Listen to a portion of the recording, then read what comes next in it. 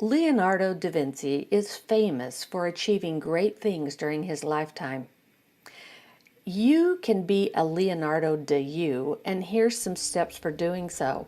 And just for fun, I'm going to take you on a drive from his birthplace down to the city of Vinci, where the Leonardo da Vinci Museum is. And on the way, I'm going to share a fun little story with you, okay? So, Leonardo da Vinci drew his ideas for flying, and today we can fly. Most people, though, they paint this beautiful portrait of life that they wish they were living. They kind of get an idea of where they're going. But there's one problem. Nobody's perfect.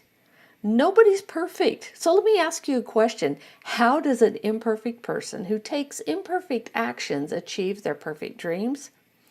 The Federal Aviation Administration requires all planes to file a flight plan before taking off. And even though they have that flight plan, did you know that all planes fly off course 90% of the time? But in spite of that, 99.9% of all flights arrive at their intended destinations safely and within just a few minutes of that flight time. So how can a plane be off course 90% of the time and still succeed in reaching its intended destination nearly 100% of the time? The answer, constant course correction. Every time the plane gets off course a little, just like driving down this road, the pilot makes a course correction and repeats that over and over until they reach the destination.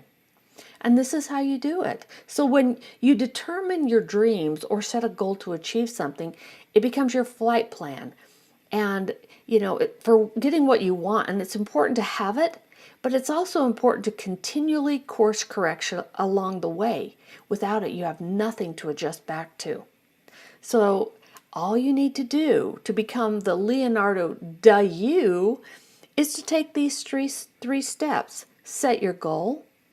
Write or draw out a plan for getting there, and then correct your course every time you recognize that you're off course, and do it again and again and again until you reach your goal.